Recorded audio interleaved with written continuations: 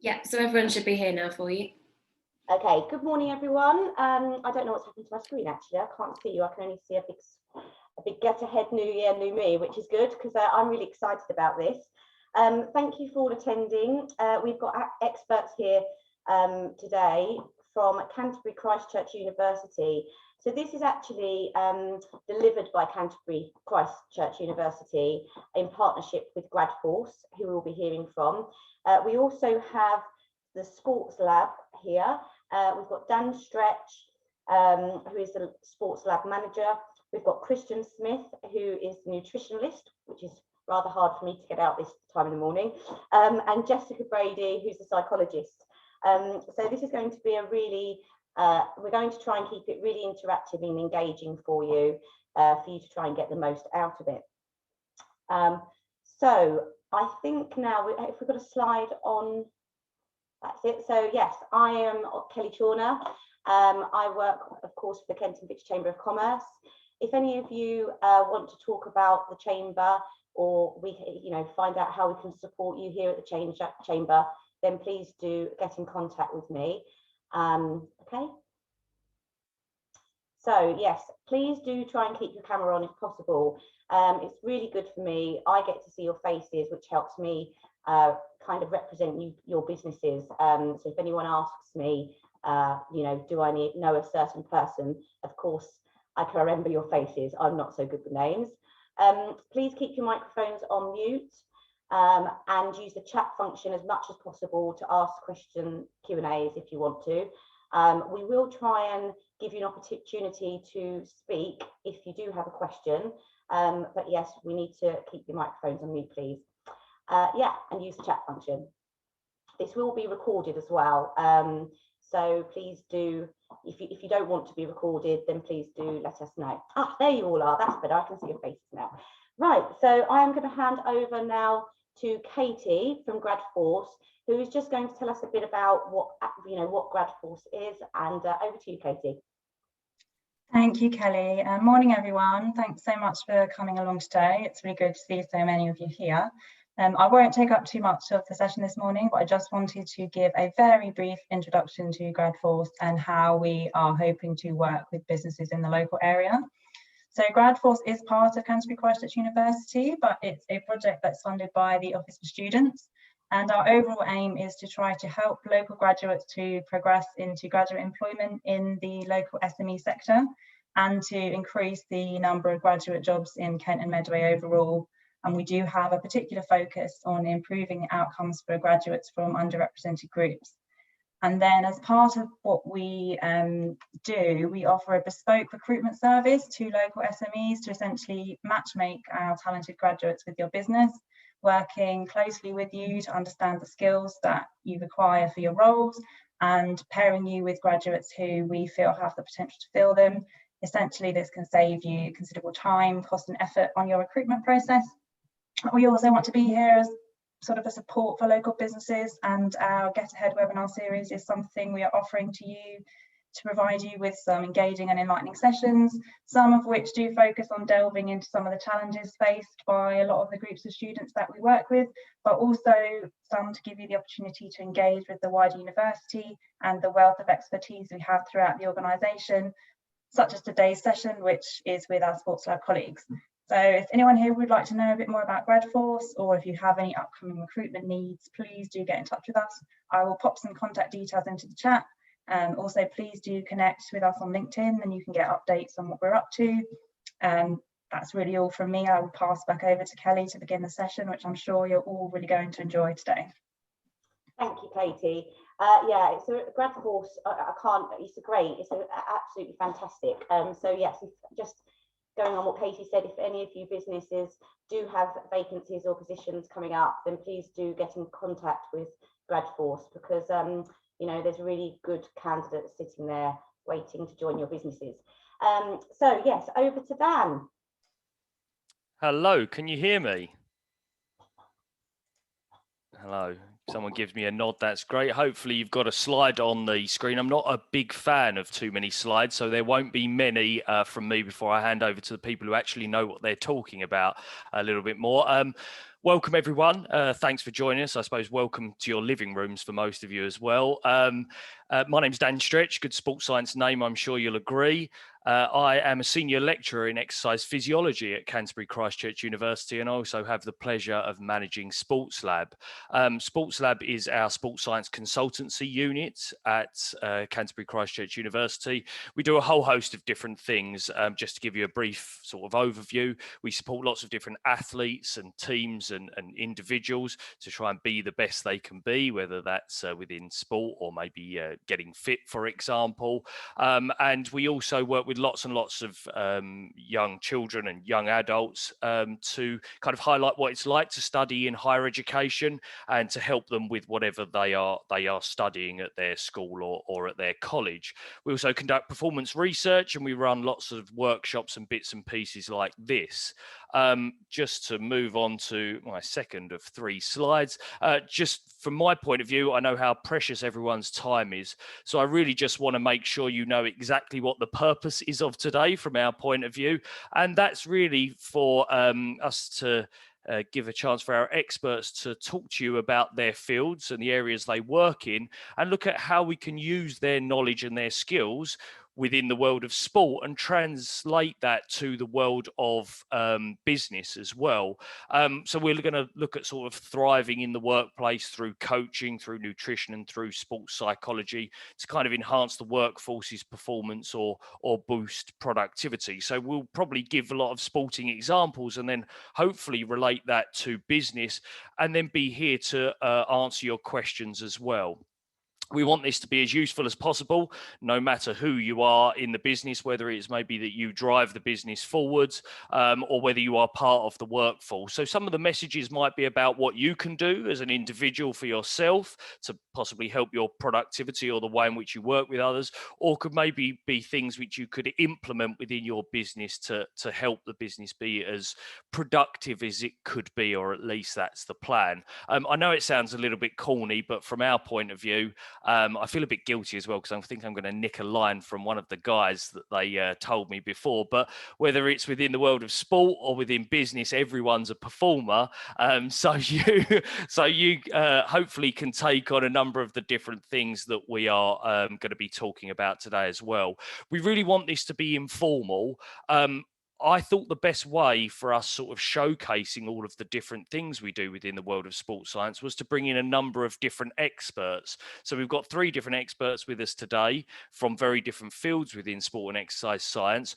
That does make me a little bit nervous though, because we're going to be shifting from one to another, and different people will have obviously access to presenting controls as well. So please bear with us if we have a little bit of problems along the way. I will also say as well, we're going to make this, we want it to be short, sharp and punchy, so people kind of introduce themselves, explain what they do, kind of talk about it within the world of sport, and then we'll have a chance to talk about the translation of that into business.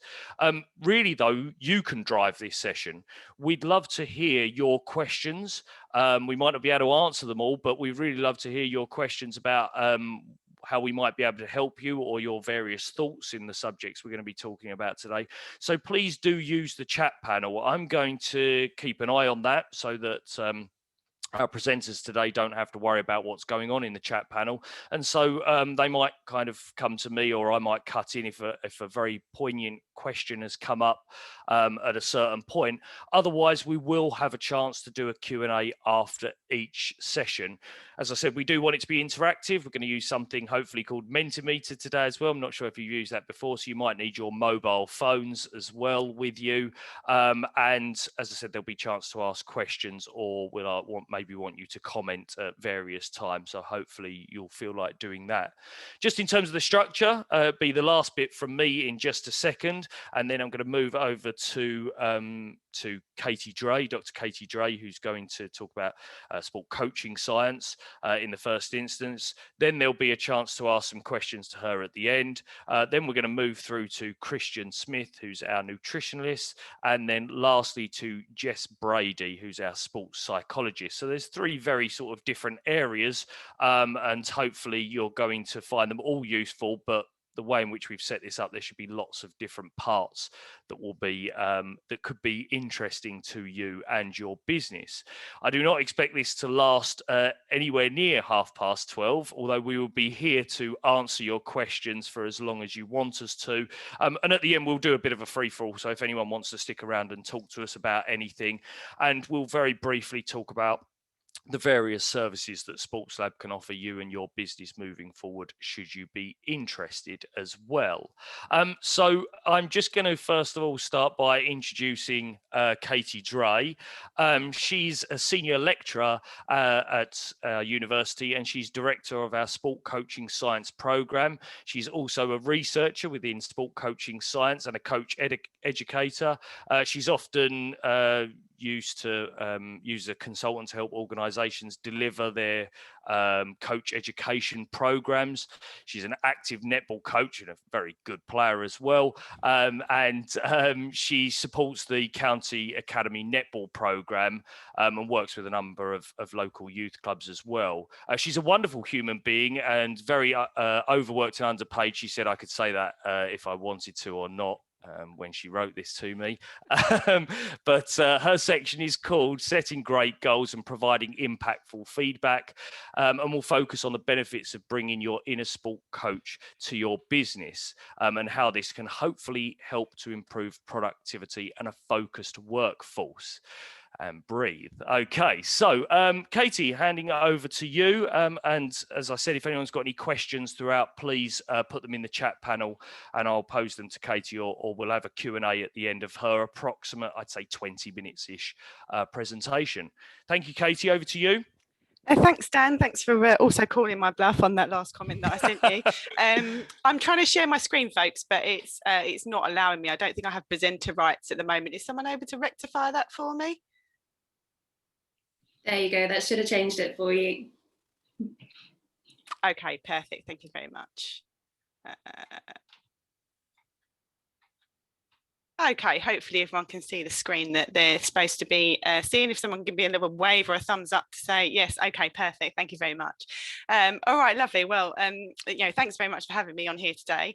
I'm going to introduce myself and tell you a little bit about what we're going to be doing. I guess the benefits of being up first are that, you're still all wide awake and ready to receive some of the activities that we're going to do.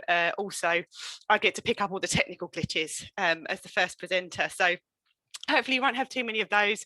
I'm going to try sharing a few different screens and see what happens, but we'll kind of see how we go as we get through it. So just to give you, Dan's given me a very nice and very flattering introduction there. But yes, to highlight who I am. So I'm Dr. Katie Dray. Some of my accreditations on there. So I'm a BASIS accredited sports scientist. So that's the British Association of Sport and Exercise Sciences. I'm also a chartered psychologist with the British Psychological Society. So my background really, there are no kind of real accreditations as such for my coaching work, but that probably gives you an indication, a bit of a flavour of kind of my background in sports science, specifically within psychology. And I guess most of the work I do intersects between kind of sports science, psychology and coaching. And I put an image of a hat stand in there because that's how I feel when I walk into my office on most mornings. I have multiple hats that I put on in terms of this role. My everyday hat, I'm a senior lecturer in sport coaching science, so I do a lot of teaching. I manage the program, so I help students hopefully to become better coaches. But I've also got a researching role, so I'm really interested in how coaching and how coach development and how coach education works, how we make our coaches most effective that they can be. I also, as Dan said, also kind of act as a consultant for SportsLab, talking to people about their coach education programs. And as Dan mentioned as well, I'm an active coach. So I try and put all of that into practice kind of where I can. In terms of what we're going to talk about today, so my specialism is coaching, and we're going to try and talk about some of the research, some of the ideas we talk about in sport coaching, and how we think those might apply to business. Now, you're the business experts, not me, but I certainly think there's some real application in terms of some of the things we talk about in coaching. So I'm going to start with a little task, and this is where I'm hoping my technology works. I need you to grab your phones, or on the device that you're on, we're going to have a kind of small little challenge. If you open a new screen on whatever device you're on, or use your phone or a tablet, you need to go to www.menti.com. And when you get there, you'll be asked for a code to participate in the session into a question. So that code is on there. So it's 9254477. And I've asked you a question. So I've asked you a question, what do you think a sports coach does? So I'm interested in your opinion. I'm going to follow that up with what I think a sport coach does. But if you want to put in there, we should hopefully, if I can share this as well, be able to get some answers. So if you can type some answers in there, I guess I'll see if this works, if any answers ping up.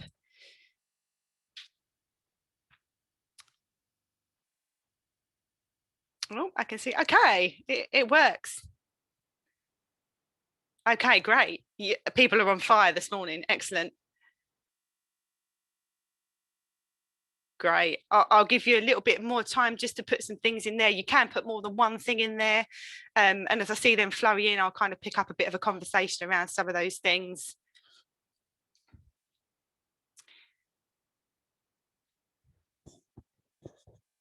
This is always a good exercise in making sure everyone's out there and listening. So that's great. There's some really good things coming in on there.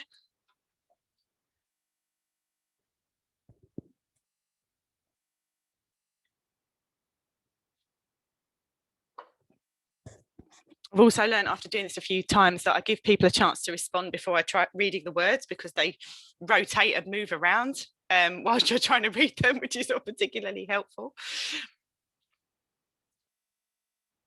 Anyone else that wants to put anything in there?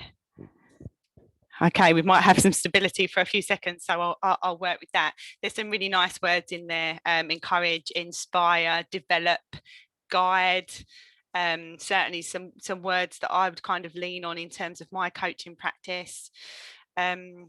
Coaching teams, support things to achieve best results. Yeah, I think we're constantly working toward a target or some kind of goal in coaching, which I guess is very similar to the businesses that you operate in. Different techniques, motivate people. Yes, absolutely. I work predominantly with kind of girls, because I teach netball, anywhere from about 12 to 16. So motivation is a massive part of what I do. Correct people. Yes, sometimes. Yeah, absolutely. Boost up, motivate. Yep. Encourages growth, guidance to support knowledge. Yep. Okay, some really good ideas in there. Okay, brilliant. You can still involve yourself in that Mentimeter. I'm going to flick it off my screen now, but we can always come back to that and have a look at some of those things. But there's some really nice words in there for what you think a sport coach does. I'm going to flick that off over there. Okay, I'll give you kind of, there's still things coming in. I can still see it rolling through. Feel free to keep adding to that. But I'll give you a quick perspective of what I think it is that a sports coach does. So as any good presentation that depicts a journey or talks about a journey of some description, you have to have some kind of abstract road in there. And I've put a picture of that in because I think what sports coaches do primarily is think about getting a person or a group or an organisation from A to B, and it might be from A to B, it might be from A to B to C to D to E, depending on the organisation that you're working with and what their targets are. But we're essentially responsible as a coach, I think, for providing a vehicle sometimes. Sometimes we're responsible for building that road. And it would be lovely if when we build that road, it's a lovely straight point from A to B, like it is there. But often, as a coach, we're trying to build roundabouts and flyovers and underpasses and all kind of manner of things to help someone to reach a particular target. So I think guiding someone along a particular path, some of the words that you've pulled out in your suggestions there as well. So guiding someone along a particular path, but sometimes I think we have to acknowledge that we're building the path as well. And whenever we're working with people and guiding them in some sense, often we're doing that.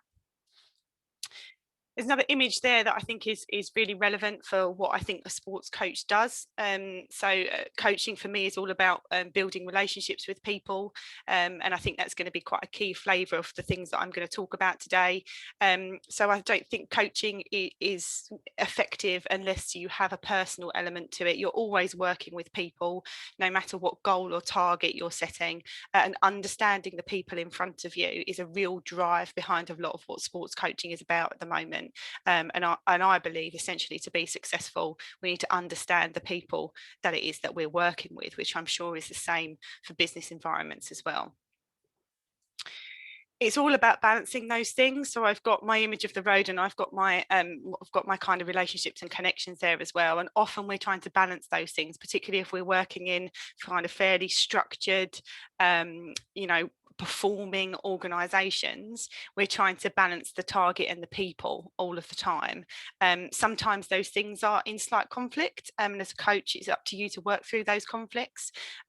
Sometimes those things are in perfect harmony, and as a coach, I think you're constantly trying to get to that smooth road where those things are in harmony. And the last image I've got there that I think about coaching is probably one of my favourite metaphors for coaching. It's kind of the conductor of an orchestra.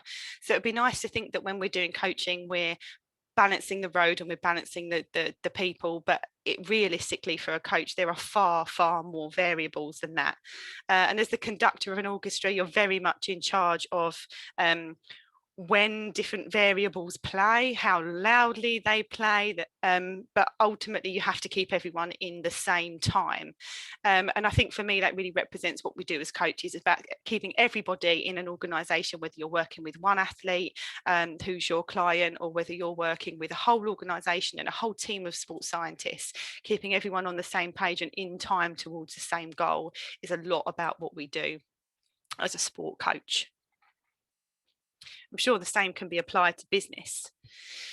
So I said to you that I think kind of the flavour of what I'm going to talk about today is really about coaching the person. And I think coaching the person for me as a coach and as a kind of a practitioner in the area of coaching is a really important part of what we do. So when we talk about coaching research, and I'm not going to do too much about research and theory and stuff today. I'm just going to lean on those things, but without giving you, overwhelming anyone with too many kind of complicated ideas. But often in the world of coaching and coaching research, the emphasis is really about how we meet the needs of the individuals in front of us. And thinking about more traditional coaching strategies that we use, like goal setting, like feedback, all things that we would use in a performing workplace.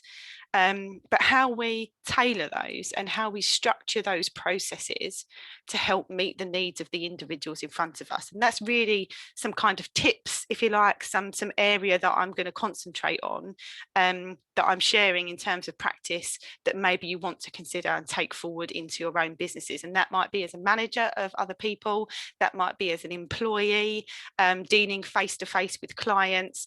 In every workplace, you are inevitably dealing with at least one other person, and how you meet the needs of that person is really important in terms of for kind of productivity and performance.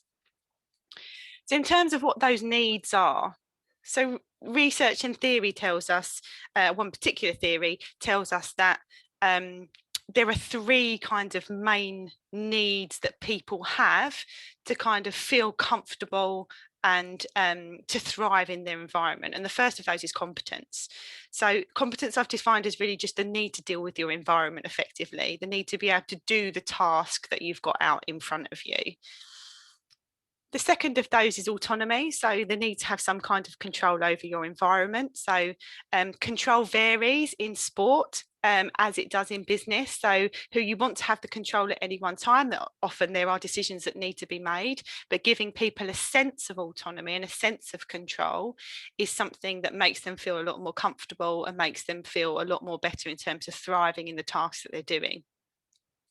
The third of these is relatedness. So I've taken relatedness in this setting to mean that the need to build and develop meaningful relationships with others. It can also refer to kind of your relatedness to your environment and feeling settled in your environment. But I think for our purposes, thinking about that in terms of relationships is also really important. So the research in coaching, a lot of research in good, effective coaching practice to support people talks about building those kind of needs and developing those kind of needs. But this is not just about making people feel good. There's some important things about important reasons, sorry, about why we do this, and particularly might be relevant for you and your businesses. So in terms of developing autonomy, developing competence, and developing these relatedness, so these three needs that people have, we know that when you do that, we see increased motivation and we see increased engagement. So those things have knock-on benefits, and there's a wealth of kind of academic peer-reviewed research in this area, and I've just picked out a few things that those things can result in. So we talk about improved performance in various different realms, increased persistence for people trying to complete tasks, higher levels of creativity, and importantly, I think for both sport and business, this idea of self-regulation. So people being able to meet the needs of their demands and their tasks essentially on their own, to drive those kind of ideas on their own. Dan, I'm just aware that I've talked a little bit there, so if I need to take a pause for any kind of questions, I don't know if there's anything coming up in the chat. I can't see it at the moment. No, that's all good, Kate. I was just wondering, from my point of view, if you don't mind, just as something to sort of think about. I'm used to taking on maybe some of our graduates in SportsLab and trying to help them on their journey, and I was just wondering if you could sort of maybe putting you on the spot a bit, but think of some ways in which you might be able to help people develop a sense of kind of competence as they go. Is that okay? Sorry. Yeah, no, it's fine. So the competence, and I've got to be careful a little bit not to too much on Jess's toes in a little while, because she's going to talk a little bit about confidence, which is really related to competence. But I guess my biggest tips about dealing with competence is that once you've achieved something, so starting small and building up is the way that we build competence. And actually, to properly build competence, it's more about how someone perceives their competence often than about their actual competence. So reinforcing the good stuff, reinforcing the positives. I mean, we talk about feedback and giving students feedback all the time, but reinforcing the positives and reinforcing those things that are good are ways to build competence. And there might obviously always going to be situations in which there's feedback that needs to promote change, but actually you always need to start from a place of what's going well if you're going to build something like competence. Thanks, Dan. Okay, so in terms of how do we do this then? So I've presented you with a bit of an idea that meeting the needs of the people that you're working with. So, and I just want to stress as well that whether or not those are people that you employ and work with, or whether or not they are people that clients or customers, still meeting the needs of those people in your interactions is beneficial, because the way those people take on those interactions and feel in those interactions is going to result in a more positive experience. So even if you're talking about, even if you're coming at this from an employee that's largely kind of client or customer facing, helping to meet the needs for autonomy, competence and relatedness in the people that you're working with or for is also going to be really productive in terms of your interactions. So we need to think about then how we meet those needs. And what we talk about in coaching is we can't give those needs to people. We don't simply hand those needs over. What we do is we think about how we create an environment that supports those needs, and we create what we call an autonomy supportive environment. So it's less about the control of you as an individual, but more about creating an environment that helps meet the needs of those individuals. And I'm going to give you a few kind of tips about how we do that. So this is what we would look at in sport coaching. So there are 4 ideas there that happen in sport coaching that help to build this kind of autonomy, supportive environment. We talk a little bit about choice within boundaries. So we want to give people an element of choice, but sometimes running away with choice is not productive. So we talk about choice within boundaries. And sometimes as a coach, I might start a session by saying to people, we need to work on X today, but we can do that by doing A, or we can do that by doing B. What would you like to do? So it gives people this idea of choice, but it's also bounding that choice so that it's constructive and it's productive in some way. We can also think about opportunities to take initiatives, and sometimes it's not enough to say, I really want you to take initiative. It's about providing those opportunities and opening those doors. So again, in a kind of coaching context, I might say to people, we need to work on X today, but I want you to come up with a little bit of a plan. Or, you know, I've got some footage from the weekend that you might have seen. I'd like you to get into groups and work out what it is that we need to tackle next. So giving people the opportunity to take those initiatives is really important. Just asking people to do it sometimes when you don't open the door to do it is kind of counterproductive. So acknowledging feelings and perspectives. And, you know, I come from a psychology background. I've done a lot of research in kind of emotion and emotion regulation and how we do that kind of stuff. And it's hard. It is a skill. Emotional intelligence is a skill, but it's a skill that we can develop. And acknowledging the feelings and perspectives of the people that you're working with is really key in terms of managing that kind of supportive environment that we're after, particularly in sport coaching. And essentially, I guess this is the best picture I could come up with for control. I quite like it. But essentially, when we're talking about providing an autonomy supportive environment, we're talking about avoiding controlling behaviours as a sports coach or the person in charge, the leader, if you like. It's avoiding promoting too much of your own control and letting people take some of the control. But again, sometimes it has to operate in boundaries, and you have to create the opportunities for people to do that. So we're going to look at some very simple ways that you can do that. And again, I'm going to ask you to be a little bit interactive here, so we'll see how this goes. Two very simple things we're going to talk about in terms of what you can do. So setting goals. So setting goals we do in sport all the time, but we also do it in business and we do it in organisations. In order to create the kinds of environments that we're talking about to meet the needs of people, we talk about setting task-related goals or task-oriented style goals. So task-related goals are really based on what we call self-referenced evaluative criteria. And all that means is that you're setting a goal that's based on someone's personal standards rather than comparing those standards to other people. And we've got a ton of research in sport coaching and in sports psychology that tells us that that's a much more productive kind of goal frame set to use in terms of developing performance and developing people's competence in their tasks. So I've given you just a few really simple examples from the world of sport. So that is score 3 more shots in this quarter than you did in the last quarter. See if you can jump 4 centimetres further in your next attempt. So both of those things are self-referenced criteria. So what I'd like you to have a stab at using the chat panel, if we can you come up with any kind of task relevant goal that you think meets that self-referenced evaluative criteria that would be relevant for your business? So I'm going to give you a break for a few minutes from my voice. I'm going to ask you to be brave and put something in the chat panel. Let's see if I can bring the chat panel up while I'm here to see if I can see that. Anyone want to be brave and put something in the chat panel?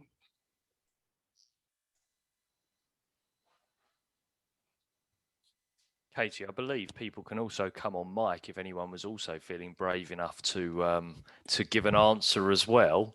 Oh, lovely. I'm not sure if I can see.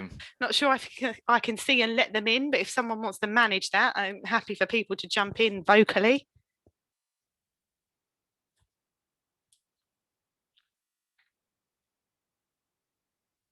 Okay, great. So, thanks, Jen.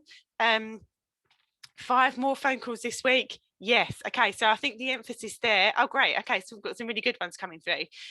So yeah, I think the emphasis there on 5 more phone calls, or perhaps it's for Jen, your starting one, make 3 more new contacts. So if 3 is more than you did last week, if 5 is more than you did last week. 4 more jobs. I need to engage more. Okay, so Sally Ann, so that's a really good idea. I think giving some specificity to that. So how many times a week would you like to go on social media, for example? Is it 1 more time than last week or 2 more times than yesterday? Okay, good. Good. So there's some really nice examples there, everyone. So yeah, thanks very much. So yeah, I mean, essentially it's about thinking about improving your own performance. So it's not about saying, you know, Bob, I want you to do 2 more than Jim sitting next to you. It's about saying, I want you to do 2 more than you did last week. And as I said, we've got kind of lots of evidence to suggest that setting goals in that kind of way really helps with this idea of an autonomy supportive environment. Great. Okay, good. I can see some responses coming in there. Okay, brilliant. So the second one then that I want to talk to you about is this idea of giving feedback. So we give feedback in sport all the time. It's absolutely critical in terms of improving performance. And I'm sure you find yourselves in a business situation offering feedback to people, whether that's people that you employ, whether that's feeding feedback up your chain, or whether that's giving feedback to clients or customers. I've talked about high quality change oriented feedback, so feedback that you're giving to people that inspires some kind of change. And when that's high quality, the research that we have in a sport coaching environment tells us that the feedback looks like this.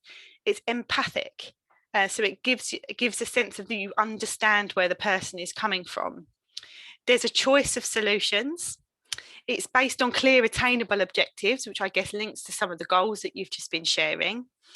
It avoids person-related statements, which I think is a really interesting kind of a position for feedback. So I guess what it's arguing is that feedback is not about saying you did this and you did that. It's about saying the task needs to be done in this way, particularly if you're trying to give, you know, very constructive and quite a lot of change-oriented feedback. It's sometimes not helpful to say, well, you know, make a person feel like it's their fault. So it's about addressing the task and not the problems with the person as such. It's paired with tips, and it's done in a considerate tone of voice. So the research in coaching tells us that is what athletes like and what they consider productive change-oriented feedback. So I've tried to come up with a bit of an example here. So Carly, in my fictional world that I'm an athletics coach, might be some kind of runner. And to employ all of those things in there, or as many as I can, I've given an example of Carly. I can sense you were under real pressure with that performance. That's empathy. And I think there are probably some simple ways we can move closer to getting the 3 seconds off your time we're aiming for. Clear, attainable objectives. One thing is to think about your start. The other might be to address how you'd approach the bends. Which one would you like to work on at our next session? So giving that person a choice of solutions. Not sure that was necessarily in the tone of voice that I would have done it, but I'll leave that one to your imagination. So just as a final task then, this is a toughie, so I'll be interested to see how we do with this one. Does anyone want to have a gamble at putting in the chat box some kind of statement that you think might meet one or some of those ideas about how we provide good change-oriented feedback that's relevant for your own setting in terms of business? Just give you, I think that's a bit tougher than the first question, so I'll just give you a little bit of time to mull it over.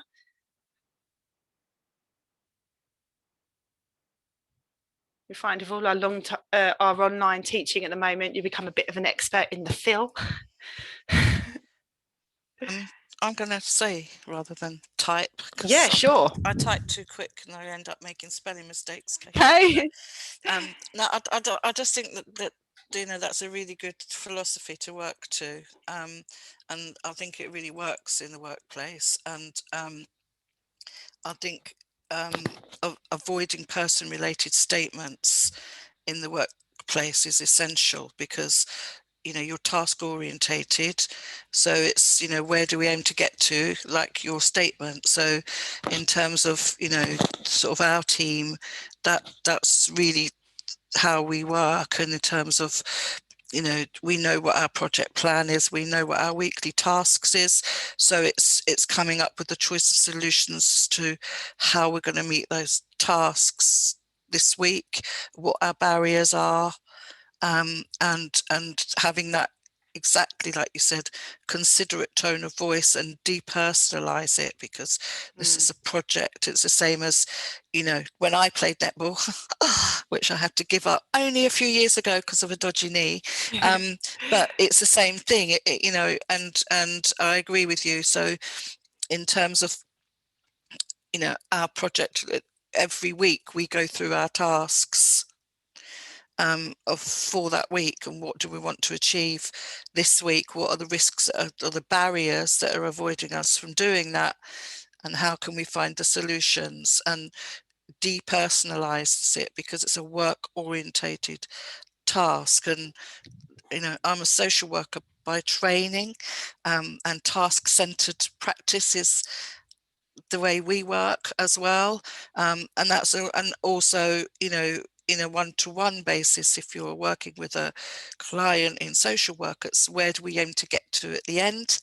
So how are we going to enable that to happen, whether it's a drug user or, you know, whatever. So it's a really good model, and I think works perfectly in the workplace, because it's focused in the right way without personalizing, but it also is some good motivator for, you know, like your example is really good, and that's what we would do. So, you know, we want to post 3 social media posts in the next week. How are we going to achieve that? Will we use Content Cal? What do we want to put on there, etc.? So, but how does it relate to the project, not the person? And, you know, I think it's really good. So, yeah. Yeah, thanks, Louise. Yeah, I think it's really interesting about this idea of putting kind of person-related statements in, and I think sometimes when you're giving positive feedback, I think sometimes that can be really useful as a bit of a confidence and competence boost. But sometimes when we're addressing the tricky things, this is really with my psychologist hat on, I don't want to eat too much into what Jess is going to say, but yeah, I think sometimes we need to think about the task. No, absolutely. And, you know, one-to-ones are, you know, split into as personal and professional. They should be. And that's where you talk about the personal related statements, in terms of, are there barriers that you're personally facing that are not enabling you to achieve those tasks, which is the same in sports coaching, business or whatever. So, yeah, I agree. Yeah. Lovely, thanks, Louise. And I can see that Hannah has put something in there, a really good, nice example. Hannah, I'm going to read it out if that's all right. Joe, I recognise this was a difficult task, but I think we can come up with some options to make it easier for you. We can give you more time in the morning or train you up using the system, or we could work through it together. What do you think? Yeah, really nice idea, Hannah. Thanks for contributing. So I guess you do a little bit what I do as well, is we use the we quite a lot. So how can we address this? And I'm here to support you, and those kind of ideas. So yeah, thanks folks, thanks very much for your feedback on that one. Okay, so that's nearly it from me, but in terms of take-home messages, there's kind of 3 things I guess I wanted just to emphasize. And goals don't make targets happen, people do. And so setting goals and setting targets is great, but somewhere along the line, whether it's in coaching or in business, you have to recognize that it's the people that make that stuff happen. And so taking into account the needs of those people is a really important process, at least in my eyes as a sport coach. Meeting people's psychological needs, it makes good business sense. I've talked to you a little bit about what the what the sport coaching research and literature says about meeting psychological needs for coaching and for sports performance. And I haven't delved too deeply into the workplace research because it's not my area of expertise, but I can tell you it's out there, and that meeting people's psychological needs in the workplace is also really important in terms of improving performance and improving productivity. I think my last point just goes back to some of the conversations we've had around feedback. And I guess my kind of take home here is that high quality feedback takes time.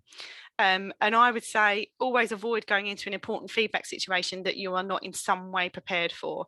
It's a very specific skill to be able to deliver good, change-oriented, high quality feedback that builds autonomy and matches the needs, psychological needs of the people that you're dealing with. I still encounter coaching situations where I say someone asks me some feedback on something, and I'm not ready to give them the feedback that I think in the way that they need. And it's okay to use the phrase, I'll get back to you, let me think that over, because I think there are some things that we can do here. And I use that phrase quite a lot. And of course, I do get back to them with that feedback as well. So those are my take-home messages. That's been me. Thank you very much for listening. There's some contact details there if you want to pick up anything that I've talked about in terms of the presentation. I can now see the chat. I can't see any particular questions for me. So I'm happy to follow up if anyone wants to come on the mic, or I'm happy to kind of hand back to Dan to carry on. You know, coaches within the business community as well can take that information away. So thank you, Katie, that was really good. No worries. Thank you, Kelly, for that. If nobody else has any other questions at this stage, as I said, we will have a chance to pick other bits up afterwards. But I think at this point, we will move on to second section. Thank you very much, Katie. We'll move on to the second section, which is from Christian. And Christian Smith, I think he's going to share his screen. I can see that. If other people can give us a bit of a thumbs up, they can see there's some nodding and some thumbs. That's excellent. I'm going to just give Christian a little bit of a brief introduction. So Christian has been with us in various capacities for a number of years. He's also studied at some wonderful other institutions without name dropping anywhere at this stage. He's our nutritionist in SportsLab. He works with a range of clients, supports our sports scholarship program, and also lectures on a range of modules relating in the main to nutrition, but other areas as well.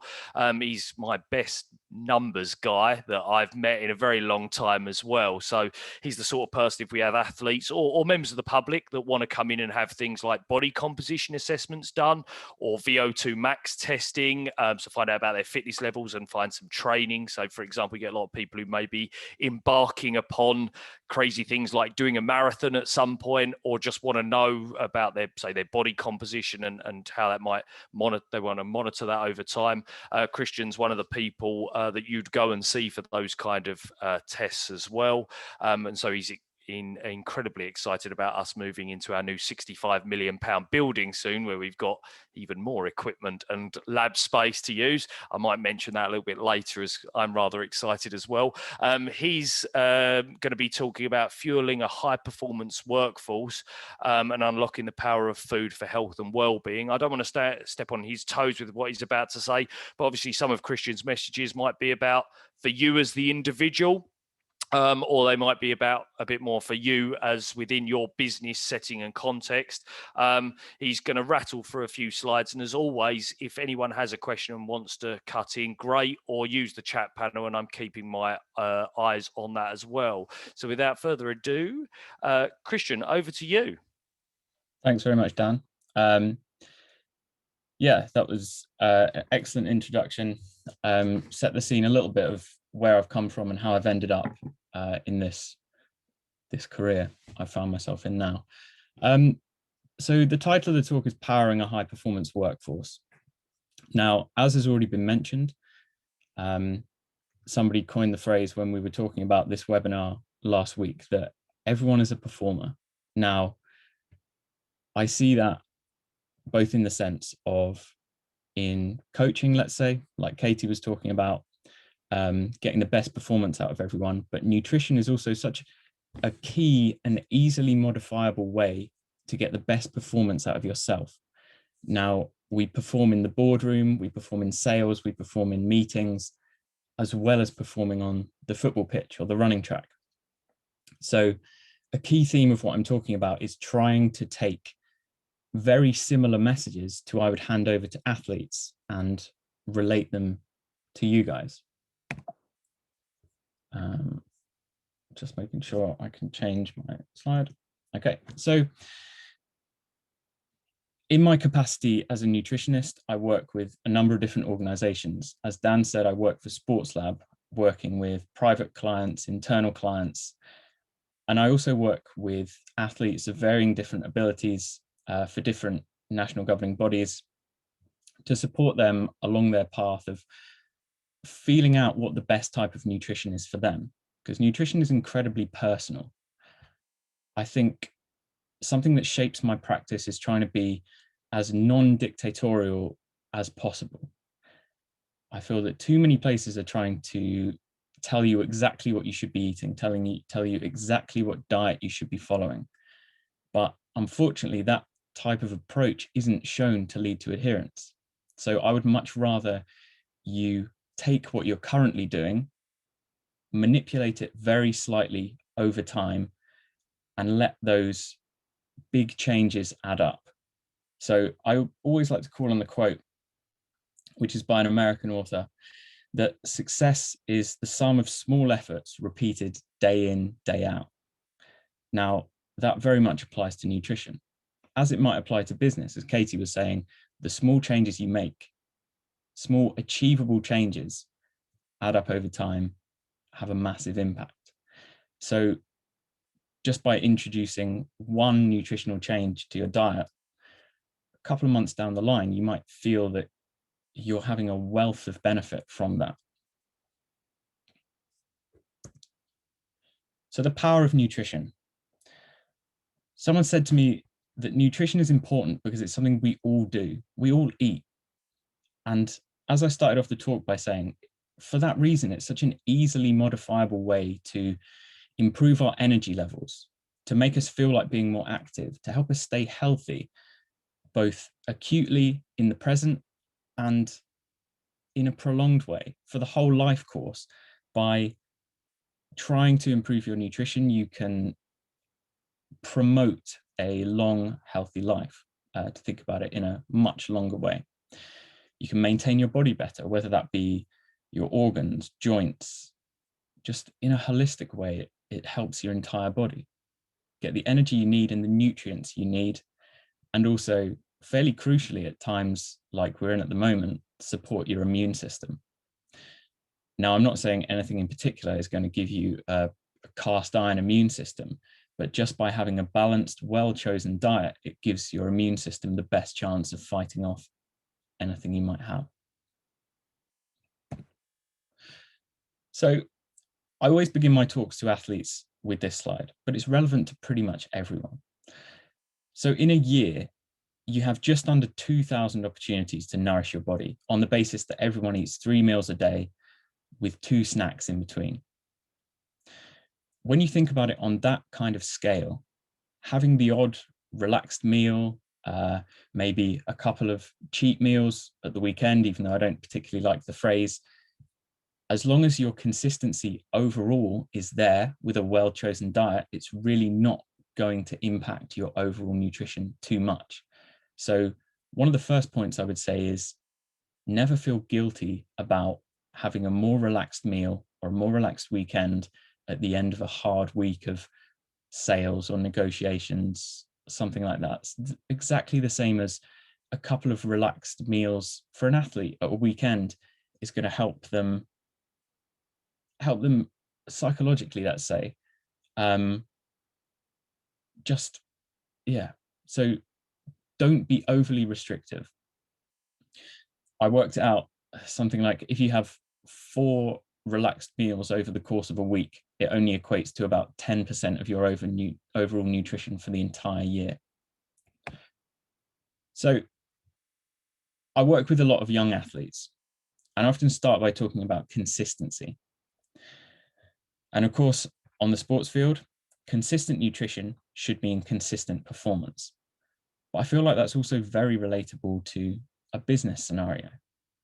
So if you notice that after having a certain lunch, you feel sluggish, you can't concentrate, you feel like you don't perform as well, you may not want to consume that lunch again if you've got a particularly important meeting, let's say, or a particularly important call with a client. I often try and encourage athletes to be thoughtful about how they react to certain foods. And I don't mean in terms of intolerances, allergies, things like that, but particular foods that work well. And you can harness that and use it for your benefit.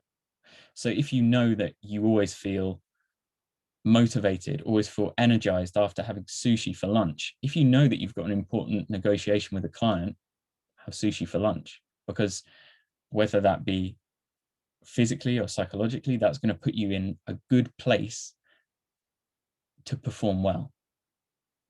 If your nutrition is all over the place, you can't guarantee how you're going to perform.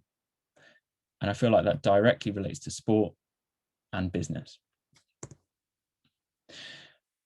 I often use this little diagram to explain what I mean by that. So 3 or 2 squiggly lines and 1 straight line there. Now, that represents either a season or a training block or a year. Now, what do the lines mean? So you've got the dead straight line, if it will change slide for me. The dead straight line through the middle of that diagram, that would be your ideal energy requirements. So based on the textbook recommendations and textbook equations, calculations, something that even the most motivated individual, the most motivated athlete would find it incredibly difficult to stick to. So not very much flexibility. You're aiming for exact targets for different nutrients every single day, day in, day out. Doesn't sound that great. If we skip down to the bottom on the red line, that's what I would refer to as boom and bust nutrition. So there's no real planning to it. You might react emotionally or react badly to certain less wise food choices.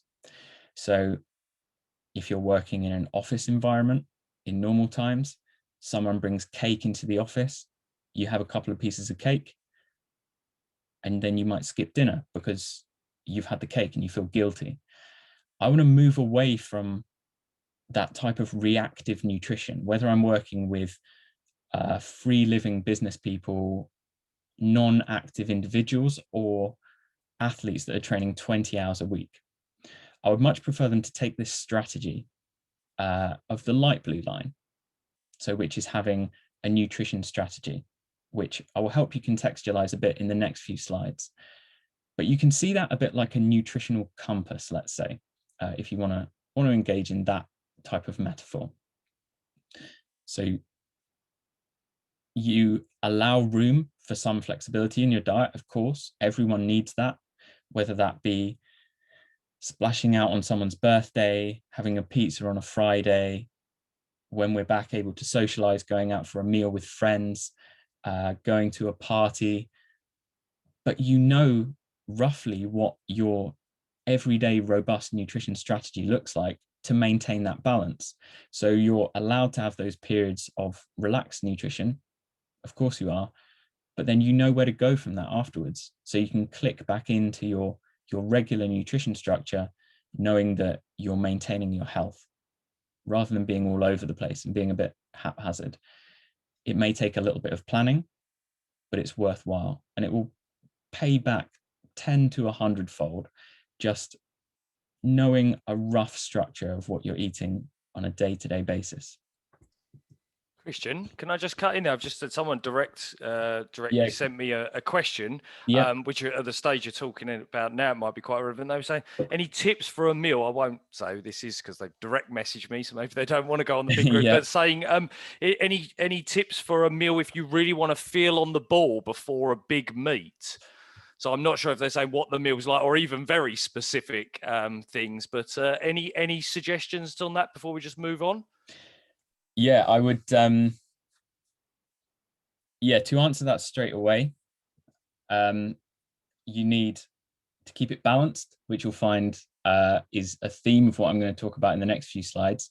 So include some carbohydrates, because as I will really stress later on, they're not evil, despite what the media might tell you. Carbohydrates aren't conspiring against you. So I would aim for some slow digesting carbohydrates, so a whole grain product, whether that be whole grain pasta, whole grain bread, something based around grains. So I know supermarkets, shops sell those grain-based salads, let's say, something like that as carbohydrate. Then some lean protein. something that's going to digest fairly easily, so you're not being distracted by feelings of bloating or feelings of stomach discomfort while you're trying to engage with the client or your superior or whoever you've got the meeting with. And then also some source of vitamins and minerals. So I, again, will explain this in a sec, but something colorful. So vitamins, minerals, of course, they contribute to your overall health, but they can also contribute to your mental performance. So making sure you have something colorful with each meal, whether that be peppers in a sandwich or some berries with your breakfast in the morning. Make sure you include those. And then I usually try to encourage individuals to also include some healthy fats. So if you're having a meal that involves a salad, let's say, some olive oil on the salad, or sprinkle some seeds on the salad, have seeded wholemeal bread. Yeah, things, I don't know if I've explained that in the best way. Sorry, Dan. No, that's fine. Thanks, Christian. Yeah, I think that was what they were looking for, just a bit of guidance in terms of maybe setting up sort of, I suppose in some ways, not to get into the psychology, because I'm not an expert in any of these fields particularly, but it's also might give you a bit of a setup for what you're about to do, almost like a pre-performance routine in some ways as well. So taking on some of those bits was exactly what I think they were asking for. Thank you very much, Christian. Yeah, like I said, if we think about it on a less specific level, not thinking about individual foods, one of the key things I would say with any of my athletes is before an important competition, you never eat something you've never had before. So before an important meeting, maybe don't try the new soup that Prep have got on offer, because if you don't know how you digest that, how you feel after eating that, you don't want to find out that you don't digest it particularly well when you're in the middle of that next meeting. So yeah, treat it like a performance. Everyone's a performer. Try and develop that structure leading up to the meeting, imagining it's the most important marathon of your life. But yeah, just to answer the slide that I've been lingering on for a while here, do I have to count grams and calories? Absolutely not. If that's your kind of thing, by all means, go for it. It's relatively easily available information of how to calculate your calorie requirements, or alternatively, my email will be available. I'm happy to supply you with that information. So if you just think about it in a nice practical way, a nice applied way, your daily nutrition should consist of roughly 3 balanced meals. Obviously, there are some exceptions depending on the type of dietary structure that you're going to follow. And then that should be punctuated by healthy snacks. So if you plan out those healthy snacks, it should avoid sort of making less wise snack decisions because you get too hungry. There's been research done that says that people's choices around food, which is research that's fairly widely published, TV programs made about it, so I'm sure some of you have heard of it already, that when you're hungry, when you let yourself get too hungry, you make less wise food choices, which is why it's important to make sure the start of the day you're having a good breakfast that contains components that I'm going to talk about in a minute. And also, a really important thing that contributes towards a wealth of different physiological effects in the body is your hydration. Now, in an office scenario, you might have a water cooler. At home, it might be a bit more difficult, but I would really, really recommend that you stay on top of your hydration throughout the day, just because I won't read all of these ad verbatim, but you can see the kind of benefits you can have just by staying well hydrated throughout the day. So just very simply, by maintaining good hydration, it actually ensures that your blood pressure is lower, because it contributes more to your blood plasma, which means that your body is working less hard to move that blood around your body. So you're likely to feel a bit more relaxed if you're well hydrated and your blood pressure is lower.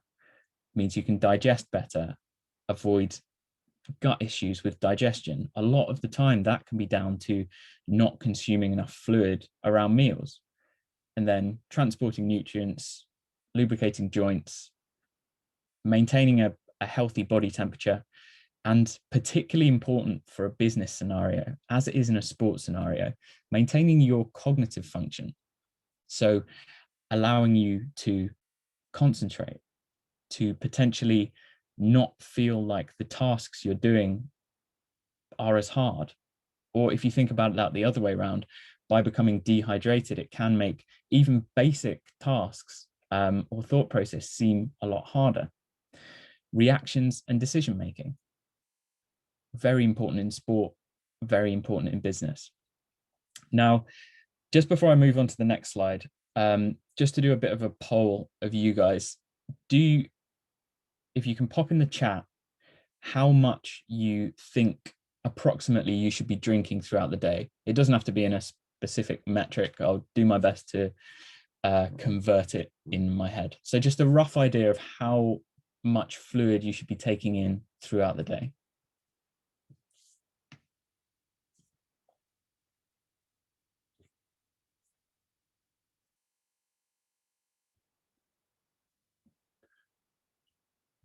I don't think I can see the chat. Dan, could you? Yeah, I'm going to go through. I'll give you some. Yeah, it's okay. You can concentrate anyway. I think what's really interesting is there's a lot of variation I can see. Thanks to everyone who's already responded. I'm just going to rip down these already. 3 pints, 2 litres, 3 litres, 3 litres, 2 litres, 2 litres, 2 to 4 litres, 2 litres, 8 glasses. You're going to have to get your head around the different amounts. 2 litres.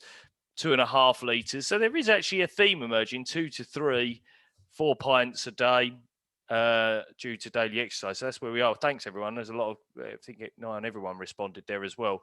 Do you want to pick that apart, Christian? Yeah, great answers. And just to follow it with another question. What contributes to that? What kind of drinks contribute to that target? Just because I'm interested to get public opinion on that as well.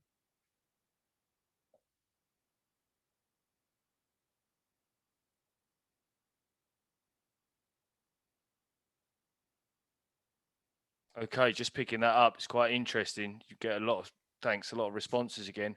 Some people think all drinks except alcohol, everything except alcohol.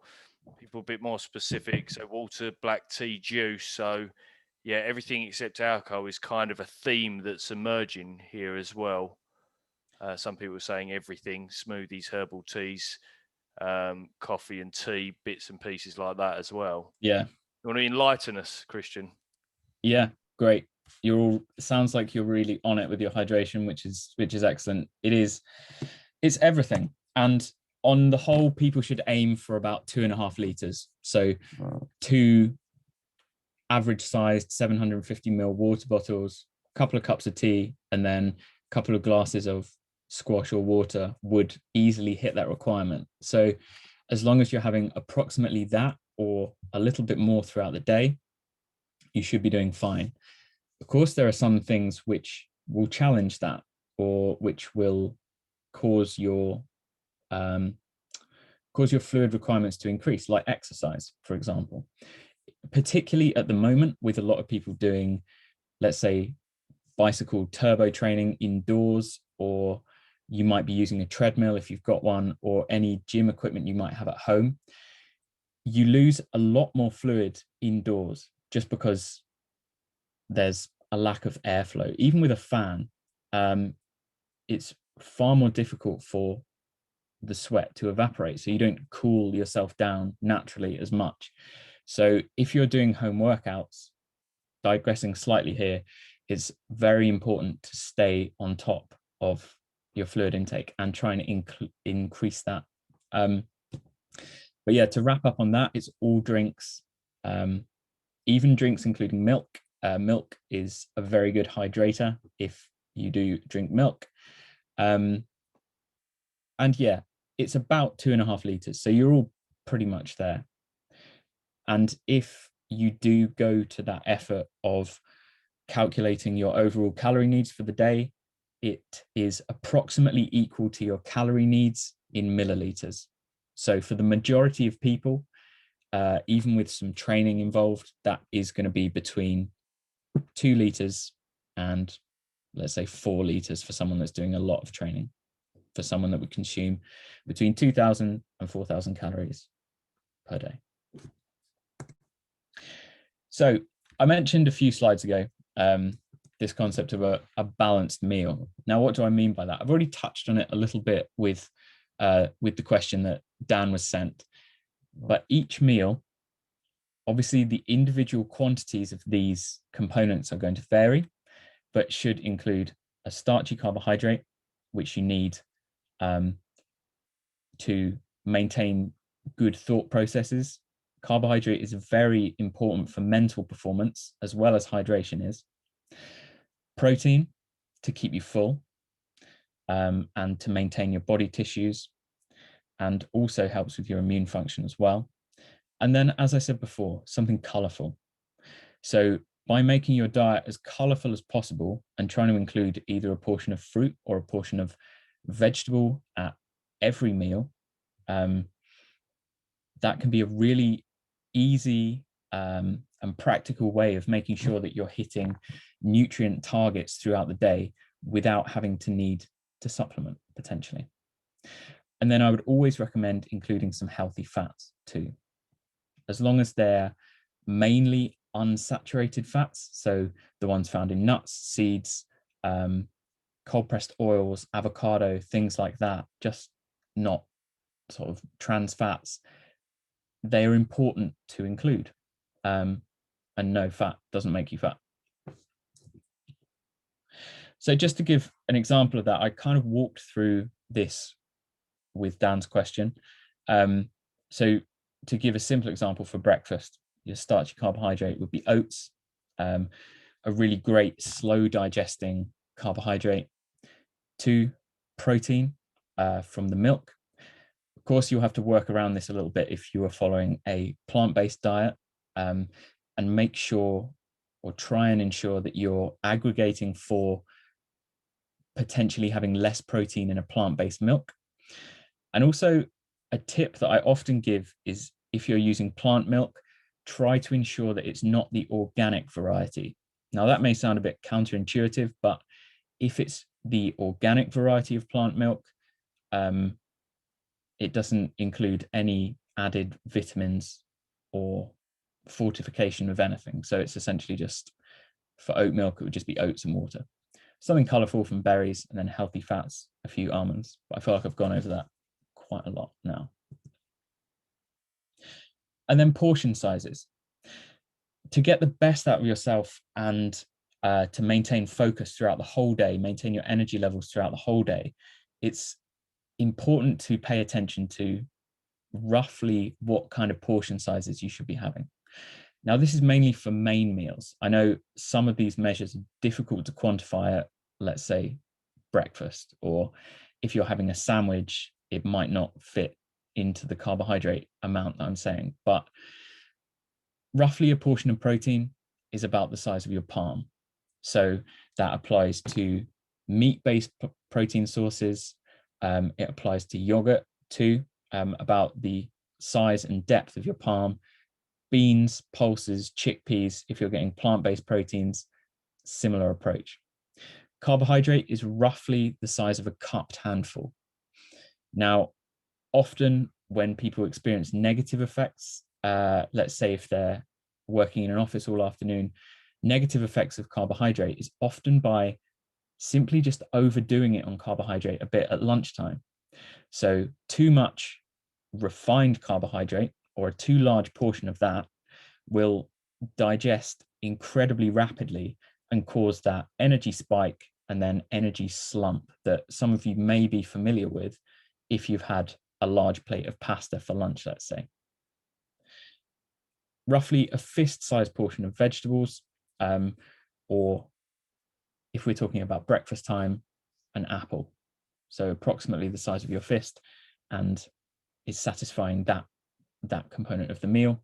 And then a thumb-sized portion of healthy fats. So whether that be a thumb-sized drizzle of oil to cook meat in, or some cheese or something like that.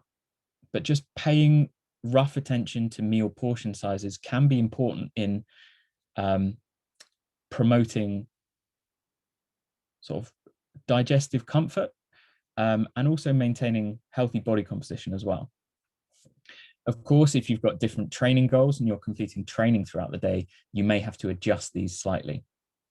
Similarly, if you're not training in a day, you may adjust the carbohydrate portion down and increase the protein portion. But I will talk a bit more about that in a second.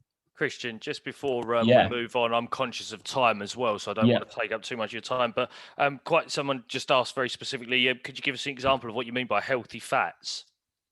Okay, so they're the types that I mentioned before, the unsaturated fats. So in nuts, in the more natural oils, let's say, olive oil, rapeseed oil, avocado oil, I know is popular at the moment. Then seeds are high in the omega fats. You can also get healthy fats from oily fish, so salmon, mackerel, fresh tuna, not canned tuna. Canned tuna is still a great source of protein, but it doesn't classify as having those healthy fats in it because the processing removes those fats.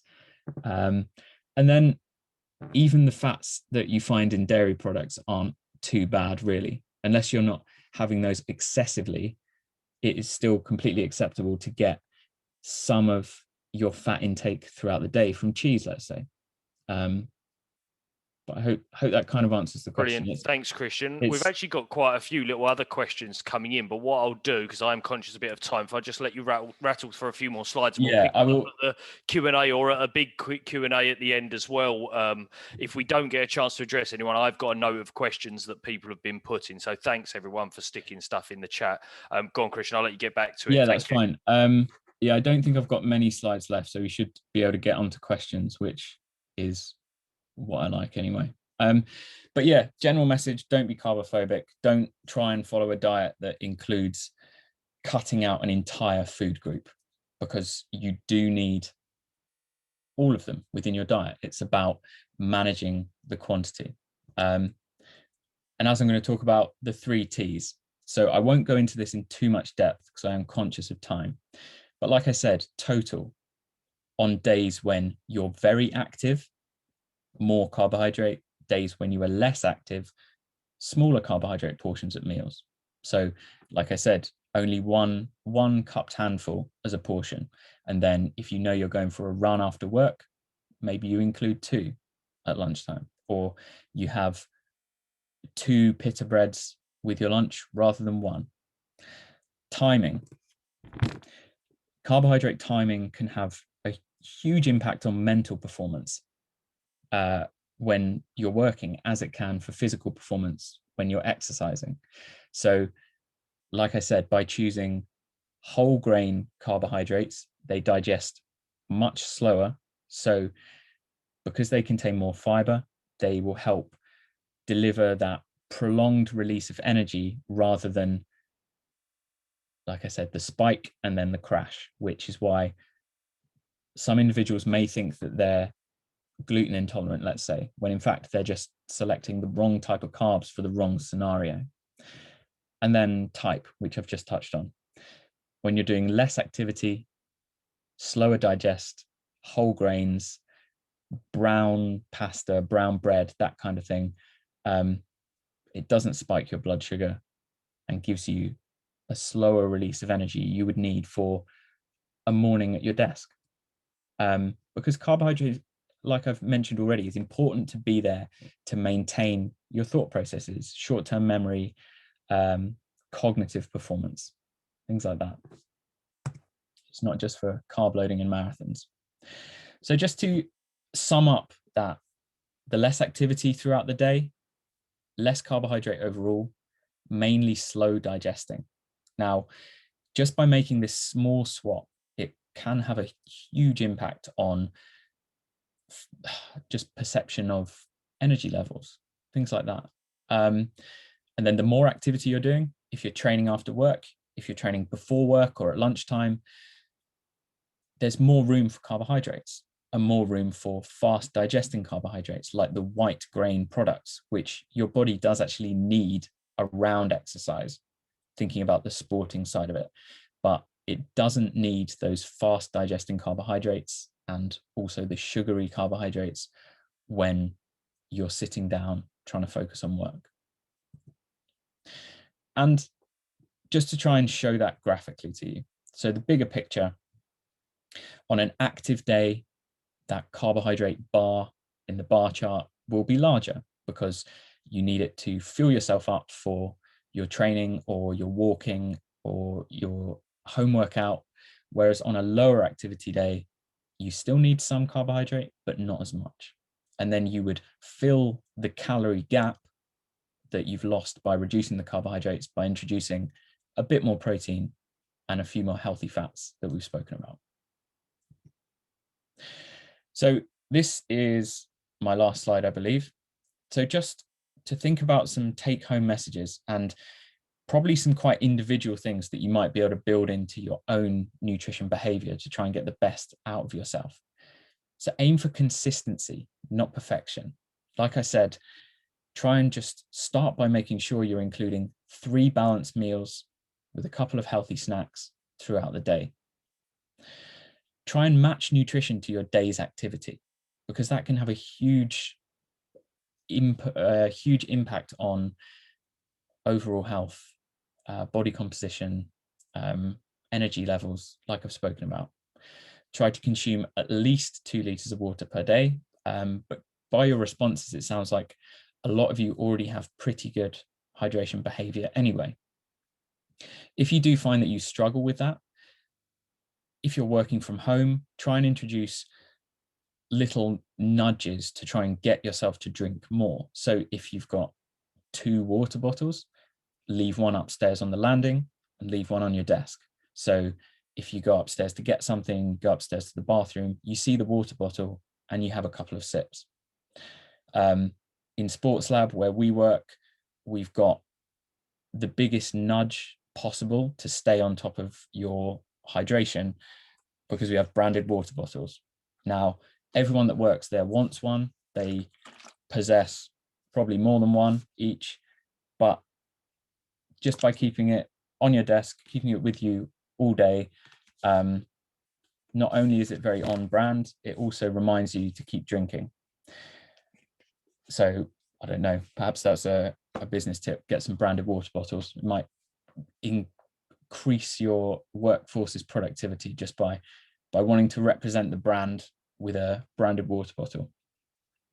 Last couple of points, unsweetened milk-based coffee, so a latte or a cappuccino without any syrup in it or with a sugar-free syrup can be a great way of getting more protein into your diet, so helping you feel more full, helping maintain the health of your muscles, body tissues, just a practical solution for that. And then finally, an idea that my friend and leader Dan Stretch actually helped me create is this concept of trialing initiatives like bringing a healthy snack and a glass of water or a bottle of water to meetings. So if you're meeting on Zoom, it might be an engaging way to start the meeting to make sure that everyone's got their apple or everyone's got their portion of grapes or their satsuma with them and they've got their glass of water. And just as a little nudging strategy to make sure that they are getting those micronutrient rich, those vitamin rich snacks in throughout the day. And it may also help people out in getting another one of your recommended 5 portions of fruit and veg per day. Or if they're having something like nuts, might help get even more protein in. But that does draw me to a close of what I wanted to say. Thank you all for your attention, and I'm looking forward to answering any questions. Thanks, Christian. I've got a load of questions to go through. What I may do is actually hold some of these and move to Jess in a second as well, just so we get through everything and then pick these up at the end. Can I just say that I'll have to talk to the guys as well, but see if there's anything we don't get to, I'll make a note of the questions and maybe we can work out some way of getting a response to you later if we run out of time today as well. What I was just going to say as well, to tack on the back of some of the things that Christian said, is obviously working with him as well. I know he really doesn't look at trying to always moan at people or nag people, and thinking about all of this in a business setting as well. Should some of this you want to go a bit further, and rather than just thinking about your own good nutrition, thinking about the nutrition of the workforce, is really to look at things like nudge food or just providing opportunity for people to have good nutrition. So we used to try and, whenever possible, make a point of always having lunch together and looking at eating as we never dictate what anyone would ever eat, but looking at lunch and the time that we would get to spend together doing that as a positive time when we'd all make the effort to sit down and take some time for lunch. I always like to eat by 12:01, so lunch club was always very early. And also things like the healthy snack meats and the water. I mean, we always make sure that we try and pick up some of those bits to just add something else to our meetings and times that we sort of spend together when we're discussing different things. So it's not about nagging as much as trying to create positive environments or positive aspects for yourself in terms of nutrition, but also for your workforce. If you can have an effect on that, then just kind of trying to encourage people to even think about it as well. So we have got a lot of questions. I've got them all written down. I think what we'll do though is we'll pick up some of these at the end because I'm conscious I want to get to Jess as well. Now, thank you very much, Christian. If you just want to stop sharing your screen for a second. Thank you. Thanks very much. I always find Christian's voice very calming as well. We'll just moving on to Jess now. So Jess Brady works, she's our sports psychologist at SportsLab. She works in a number of different sports and with a variety of athletes. She works with a lot of young athletes as well, trying to really help them with their kind of attitude and philosophy to sport and training and things like that. But also with the general public and supporting our sports scholarship program as well, really encouraging people to have a positive mindset, to engage in healthy lifestyle behaviours and things like that as well. Her little talk today is very succinctly titled Sports Psychology and Business, so that really gets on message and on point. I hope you're all still with us and finding this interesting. We will have a chance to pick up some questions hopefully with Jess as we go, and then we'll do a big Q&A at the end for anyone that can stick around as well. So without further ado, Jess, welcome. Hi guys, you're going from Christian with a nice relaxing voice to me, a Scouser, so I do apologise for that. I would never have said that, Jess. As soon as you said that, I was thinking, oh, they're going to love my voice. Let me just get this up. Okay guys, so as Katie said at the start, you know, the first person, you know, you're all still really engaged, so I hope you are all still with me at the minute. I'm just going to try and see if I can get the chat panel up at the same time. So I think that'll be quite... Yes, I'll keep an eye on it for you if you can't, so don't worry, okay? Okay, so my kind of punchline to start today, guys, was talking about how sports psychology and business is quite similar. My punchline was that you guys in business and in sports psychology, you're both performers, but that's been stolen from me by Christian and by Dan. But that does resonate throughout this whole workshop, really.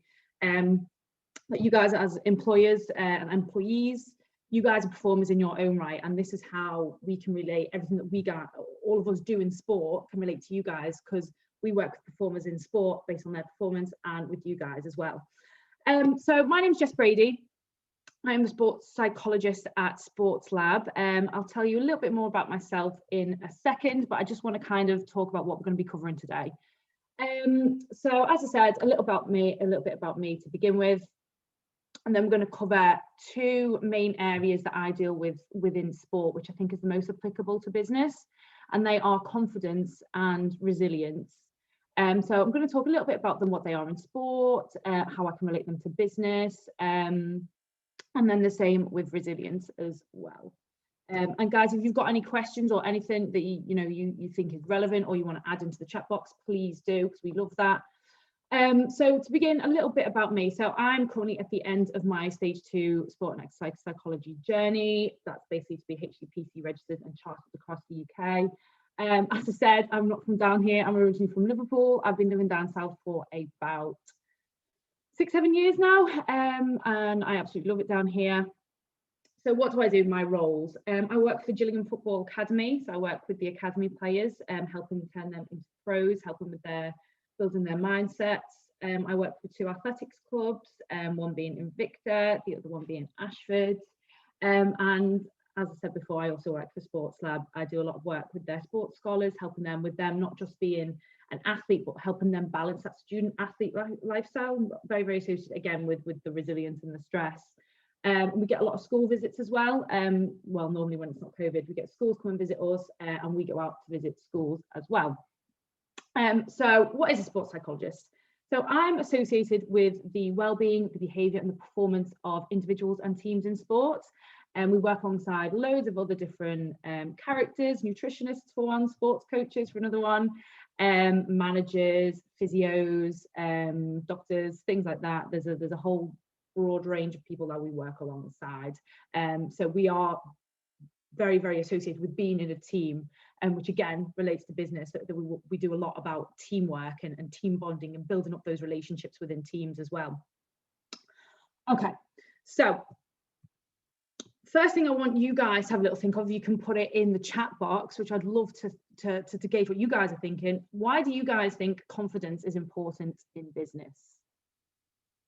And Dan, if you could shout some out to me, that'd be great, because I can't see. Yeah, Jess, that's fine. I'll keep my eyes on that as we go. So if anyone wants to pop some comments in the chat panel why they think confidence is important, that'd be great.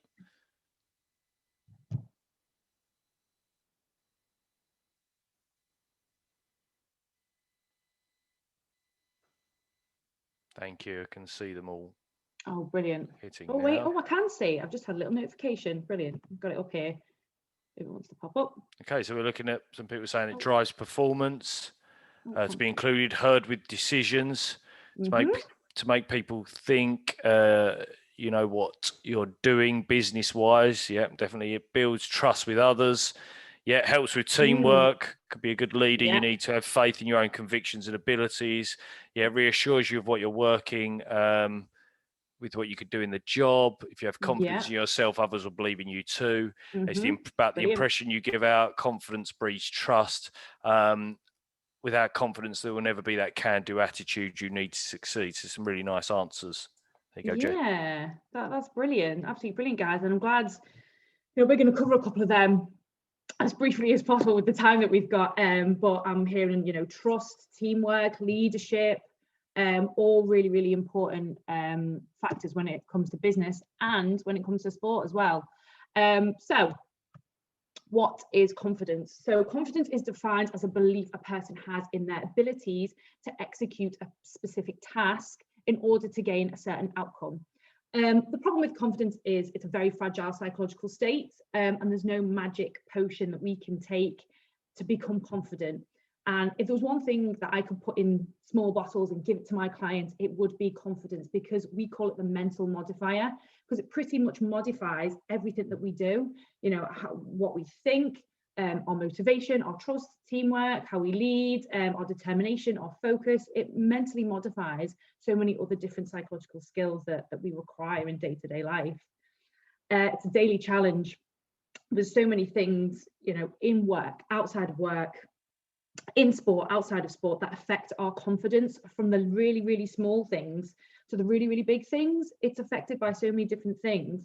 And we then look at sources of confidence. So it's affected by many different things, but it's also built from loads of different things as well. So that kind of balances it out. So it's a daily challenge affected by so many others, but we look at the sources of confidence. So where does our confidence come from? Okay, so this is just confidence in general, and this has been taken from a lot of research of why confidence is important for both sport and business. So why is it helpful? So it's been found to enhance performance generally, increase effort and persistence with our work and our performance in sport. When I say performance, guys, that relates to either sport performance or work performance. I might say sport, I might say business, but when I say performance, you know, that's the activity that we engage in, that we want to do well in. So as Katie said, the competence, you know, being able to do well in something, believing in our competence. Confidence is also a buffering effect against negative thinking. So when we're confident, we are a lot more positive, we're a lot happier as well. We tend to have a lot less negative thinking when we're confident. So confident people compared to less confident people have been shown to think better, cope better with these negative situations, set more challenging goals as well, concentrate better, more motivation and better decision making. And we're going to cover decision making as well, because confidence and decision making really do go hand in hand, and there's been a lot of research about that supporting those decisions to do with the brain.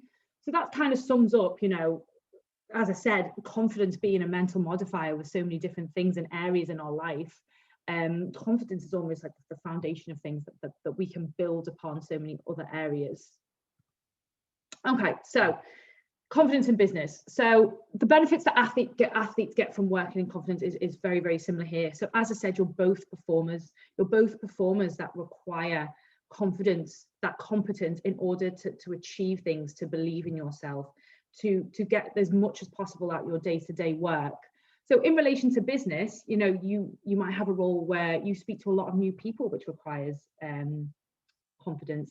You know, in team meetings, leadership as well. If you're a leadership role in your work, that requires confidence in order to guide people and advise people and lead.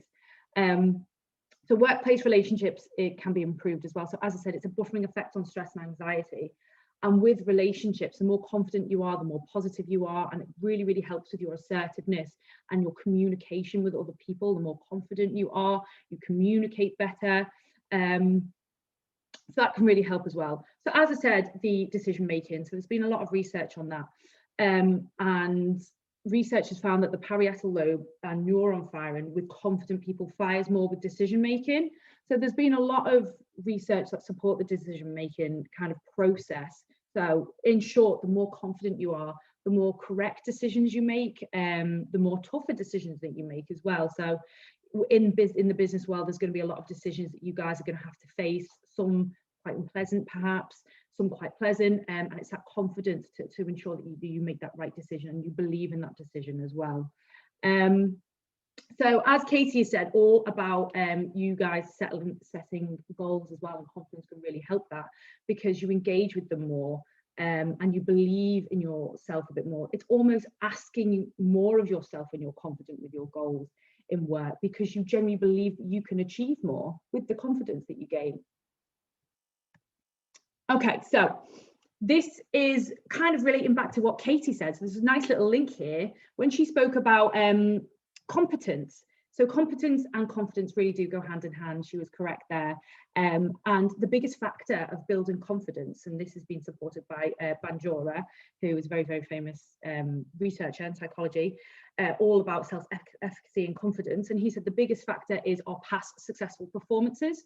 But as a little side note with this, you know, past achievements and successes, and this is what I explain to my athletes quite a lot, that, you know, performance success does not mean a win or lose. It's not some big massive reward you have to get in order for you guys to call it a past achievement or success. It is completely down to what you define that as. So I try and change my athletes' focus and perception of that them going out and trying their best, then perhaps having the confidence to try something new every day, you know, that's an achievement, that's a success. It is what we define it to be, and it does not have to be defined by a win or a lose or a massive reward or a big promotion, nothing like that at all. You know, getting up on time for your alarm every day, that's an achievement and a success. You know, related back to Christian, eating a really nice balanced meal, that's a success, that's an achievement. The little things matter the most when it comes to confidence. And I'll explain that in the next couple of slides.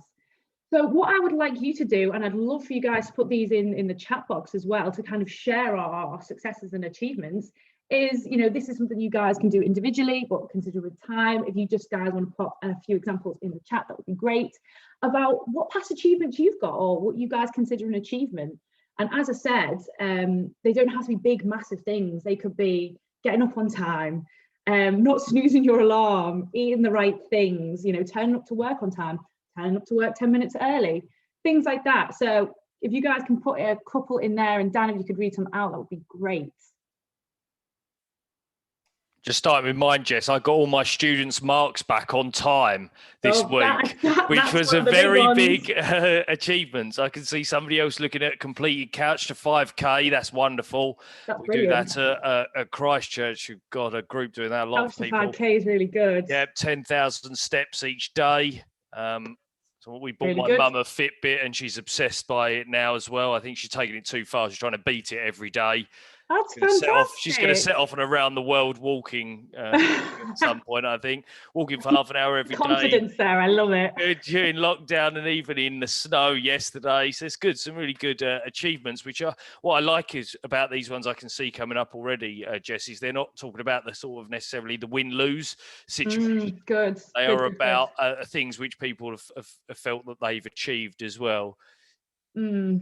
Daily Duolingo Spanish lessons since lockdown last March. Wow, since lockdown last March, you must be fluent by now.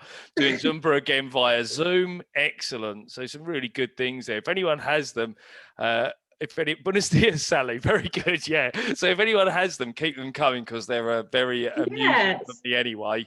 These are brilliant. Thanks very much, Jess.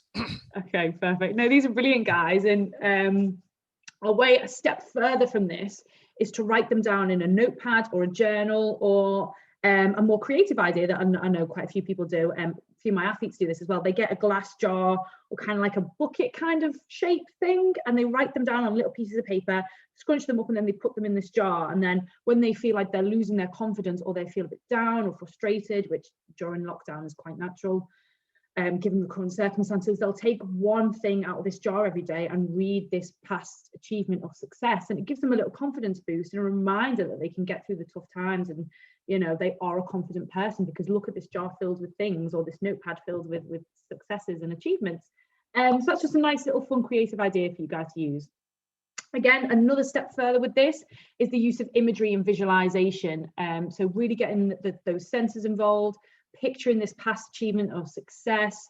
The two just go really, really in hand for a massive confidence boost to increase your confidence.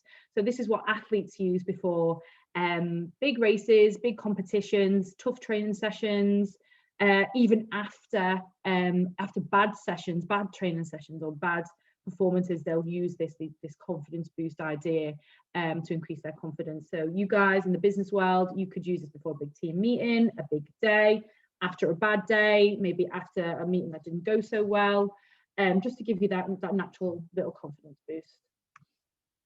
Okay, so take home message with confidence is that confidence is not singular. When people think of confidence, they think of this big overall confident kind of feeling they have to have. And that's not the case. Confidence is plural. There's many different types of confidence. You could be confident leading, but you might not be confident, say, with technology or something like that.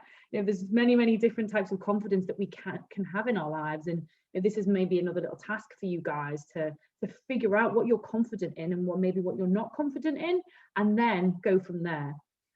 Second one is, and my athletes make this mistake all the time, confidence is not an emotion. So all my athletes say to me, oh, Jess, I don't feel confident today. I want to really feel confident. I want to improve my feeling of confidence. But it's not an emotion. Confidence is a belief. So first and foremost, that makes it a thought. So if we want to start feeling confident, first and foremost, we've got to start thinking confidently. Again, it's affected by many daily things. It's a daily challenge. Our confidence, and we have the different sources of confidence, so the different types of confidence. The past achievement, it can give us a fantastic confidence boost. That's just one of the many different things that we can use to boost our confidence. But obviously, again, with time, the time slots we've got today, I haven't been able to go into too many.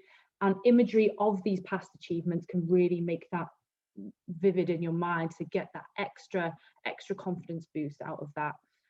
So again, think of one each day. When you wake up, you can think of something that you've achieved maybe in the past week. I know this can again relates to what Katie said at the start, you know, about being you trying to beat yourself. It's you versus you at the end of the day. You're not comparing yourself to anybody else. So you waking up and think, okay, how was I yesterday, and I want to improve on that today.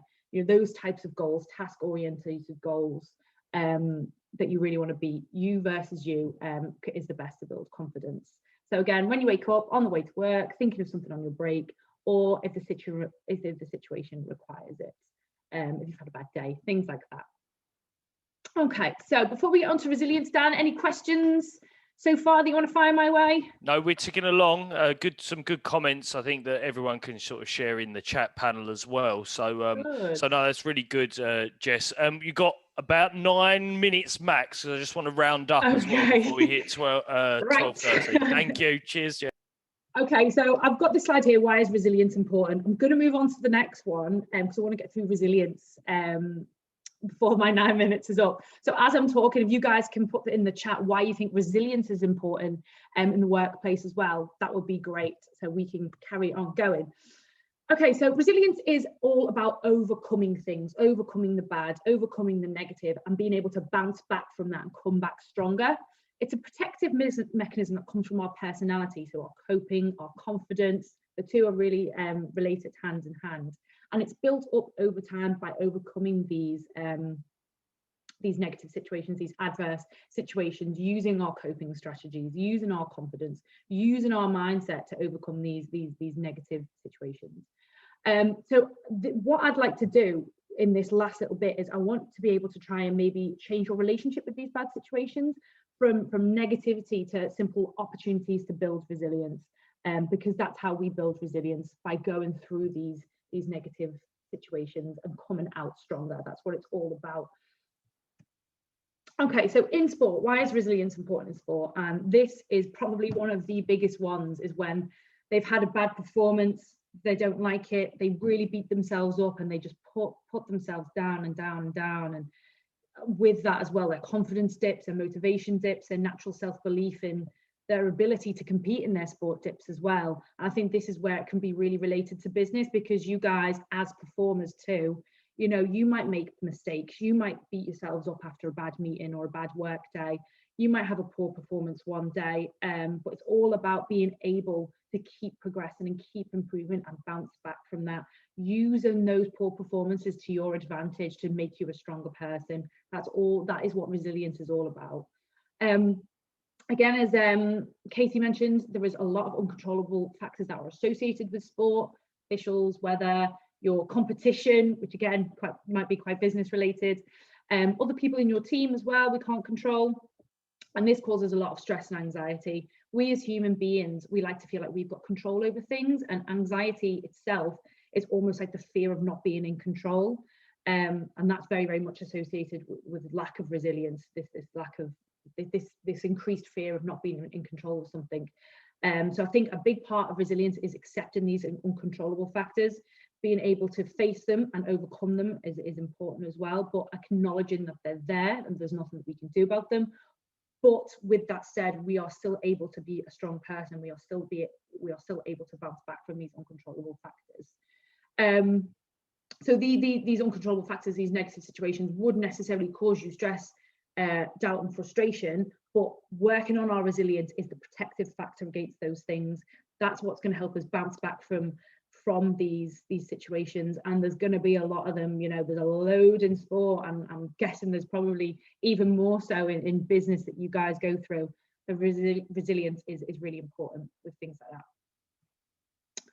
Okay, so as I said, you guys are performers. You face setbacks, you make mistakes, you have poor performances one day. So bouncing back and coming back stronger from these with resilience can really, really help. So as I said, it's our perception of these situations. So the uncontrollable factors, acknowledging them, that they're there, acknowledging these negative situations and labeling them simply as what they are, trying to change their negative situations to simply an opportunity to become better, an opportunity to become stronger and more resilient. This is all what resilience is about, is changing that perception of the negative into something that we can use to our own advantage to become stronger. Learning from mistakes. With resilience as well, resilience is fantastic for problem solving and motivation in business. And again, linking back to Katie, this idea of feedback, and with businesses, you know, absolutely go with task focused kind of feedback rather than the person focused. But as an employee, I know that sometimes individually it's hard to perceive it that way. When we're getting feedback and when we're getting constructive criticism, sometimes it does feel like a personal attack. And I feel like as a human being, that's kind of a natural reaction. But it's being able to be resilient, use that to your advantage, spin it on its head and see it for what it is. You know, feedback to improve, feedback to learn, and that it's nothing to do with you, it's to do with the task. And that, you know, being maybe a business owner or the employer, seeing it as that way, but from an employee perspective, or even a customer perspective, you know, being able to take that feedback and constructive criticism through working on your resilience. Right, last little bit, guys, I'm powering through. So as I said, it's all about being able to use it to our advantage and spin it on its head, and change our perception of these bad situations, these negative situations. So how we feel and how we behave is a result of how we think about ourselves, others in the world. So our thoughts influence these feelings, which then influence our behavior, and ultimately, consequently, will influence how we perform. So it's all about that initial first thought that we have about things, our initial perception of those things. So a great way to try and build our resilience is to change these initial thoughts. And most of the time, that first thought that pops into your head can be uncontrollable, and it's often very untrue as well. So it's not, again, acknowledging that first thought that comes into your head. That second thought that we get, this is our reframing thought. This is the one that we can control, that tends to be true, controllable, and positive as well. So with the method of reframing, it's all about taking these negative thoughts that we get, which tend to be the first ones that pop into our head, writing them down. So getting them all out on your head in a journal. Again, you can use this jar idea and put them on a piece of paper, getting them out of your head. This kind of emptying your head method can really feel quite therapeutic. It's almost like emptying a water bottle filled with negativity. We're emptying our head of negative thoughts, and then reframe them in a more positive way. And a kind of a work idea, which I think is quite nice. And you guys as a team, this could be a team building session. You guys can do this on your desks. The leaders in this workshop, you know, you can promote this as well by putting them all over the office, you know, putting positive statements on paper, on post-it notes, and putting them around the office, or obviously we're all working at home at the minute, we're putting it on our desks, on our laptops. Back of the fridge door is a popular one, bathroom mirror, bedroom doors, places that we're going to be able to see them and read them. So these reframed positive thoughts. So an I can't to an I can does go a really long way. Sometimes the simpler the better. But whatever you guys get in your head, any negative thoughts, get them out onto a piece of paper, get them reframed, and get them up on the wall where you can see them every day to promote that positivity, that resilience, and that confidence. So again, guys, yes. quick task. Just gonna cut in there just to say to everyone, I've actually seen this done. We've done it with our scholars, groups of students. Jess has done it with groups of our athletes we've had in, and we've done it as teams before. So maybe it's something you can take back and do as a bit of a staff development kind of thing. And it really is quite helpful in terms of reframing those sort of negative thoughts to positives and doing it together in a group. If people feel comfortable with that, it's something that can build a lot of, build relationships within the group as well. So I think one of the things to maybe take away is that as a business or as a group, you can kind of take these ideas on if you think the group will respond well to it, and then use them going forwards as well. Last couple of minutes, sorry, Jess. And breathe, right, go, and go again. So yeah, guys, it can form a fantastic team building exercise. We can do it as individuals. You know, this is something that I personally do as well, because sometimes I struggle, especially writing things down on pieces of paper. Sometimes I struggle to reframe things in my head, and I feel like if I get them down on paper and reframe them, I can kind of digest it a bit more.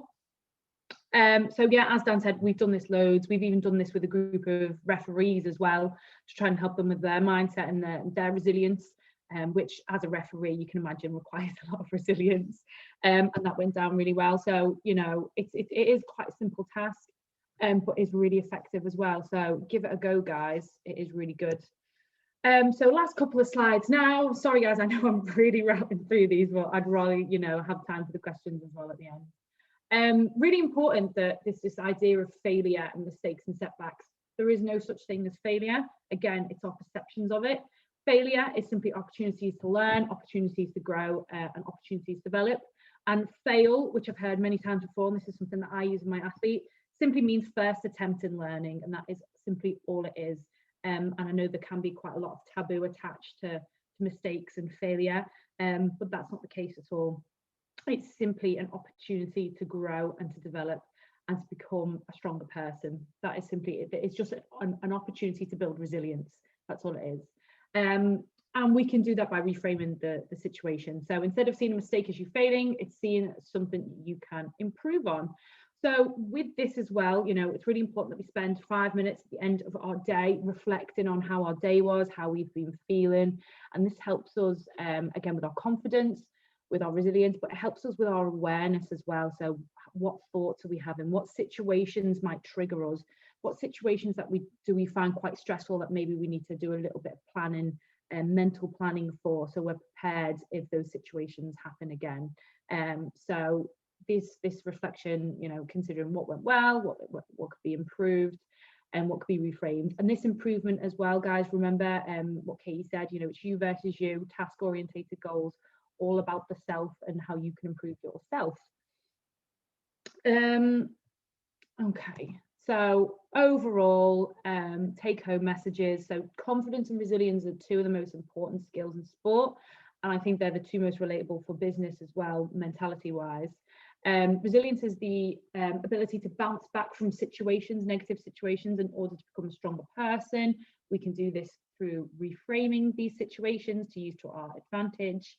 Our confidence is all about the belief, the thoughts, remember, not the emotion, it's the belief. It's all about our thinking, that first thought that we have, the reframe thought, that we have in our abilities to execute a specific task in order to gain a certain outcome. And we can do this by thinking about our past achievements. And remember, those past achievements can be the little things. They do not have to be the win or lose. You get a lot more out of them when they're related to you, they're controllable, they're the little things that you do every day. And just again, you know, positive from an employer's perspective, you know, that positive reinforcement in the workplace can really help confidence and resilience. With, you know, as Katie said at the start, with the feedback that you give, you know, really encouraging that positive reinforcement, you know, obviously highlighting what the task can be improved on, and then reinforcing that with positive reinforcement. You know, encourage the strengths of your workers and yourselves as well. You know, a lot of people ignore their strengths because they think they have to work on their weaknesses, when you know, in reality it's important to focus on your strengths just as much as the weaknesses. And to finish, Sorry, yeah. I was just going to say, I'm conscious we might cut off at some point as well. And I just wanted to say, sorry to rush you in the last bit. I have put the message, because I'm sure people are going to have lots of questions for you. We will hang around, but I'm also conscious the session might cut off. I've put the email, which is sportslab@canterbury.ac.uk. And if you want to direct any questions, if we don't get a chance to go through anything, Bryn, thanks for the lovely comment as well we've just seen. Please do email us. It really keeps us on our toes. I'm just getting this in very quickly in case it all does cut out in a second. Yeah, and we'll do our best. Anyway, so. Good, thank you, Jess. We're best. Thanks, guys. Want to have an opportunity to make sure that you all know how to get in contact with us if you want any follow-ups. We have a few things that were asked of both Christian and for Jess that we really didn't get a chance to today. So I'll make sure I've got the questions written down, and we'll talk about how we can maybe filter those answers back to you. But you've got the email address address in terms of SportsLab at canterbury.ac.uk. Just wanted to say a last point from me. Thank you ever so much for taking the time to listen to us today. We tried to give you a bit of what you could maybe take on as yourself, but also for your businesses and your workforce as well. Last couple of things were that we're about to move into a new £65 million building, will be our new home, which we're very lucky with. So we're going to move to hosting more and more sort of staff development events where you can come and have some space to do your own session, but also book us for various bits if you want sort of talks from us around sort of nutrition, psychology, coaching, and some other areas, or we can put on some just general staff building. We have 25 watt bikes, so we can always do a bit of a team building cycling session, which we've done with a few different groups that have gone down. I can see Bryn looks excited by that already. Maybe we'll get some kayaks as well. So we can kind of build do some team bonding activities as well. Please direct everything, questions and other bits through our website. And anybody that booked on today, we're going to give a 10% discount on any services that SportsLab offers in the future. So if you just get in touch with us, we can discuss that any more. Kelly, if I just pass back over to you, sorry the last bit was a bit rushed, but it was because we've got so many good questions and bits and pieces early doors, I think. I know. Yeah, thank you everyone for coming. Yeah, I hope it's been really good actually. Lots of food for thought, which is always really good to help us regenerate those brain cells. Great pun. Yeah, it's been really good. So yeah, thank you for coming. I just wanted to, for those that are left, the next oh, hold on a minute, sorry, I'm looking on my wrong, I had it all set up and I put it on the wrong one. The Grad 4 series, which is what this is part of, is a really good series. The next one is the 10th of March, and it's Let's Talk About Race. And then the one after that is the 24th of March, which is Unconscious Bias, which I'm looking forward to. So yeah, please do come for those and do keep coming. Thank you very, very much to Dan and all of your team. Thank you to Louise and Katie at Grad Force. Yeah, and thank you for coming. Do keep coming, and nice to see you all.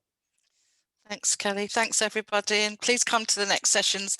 Mary Mackenday is just brilliant. She's also at the university and gives some really good sessions. I think you'll really enjoy it. This one was really great too. Thanks for all the hard work you've put in. Thank you.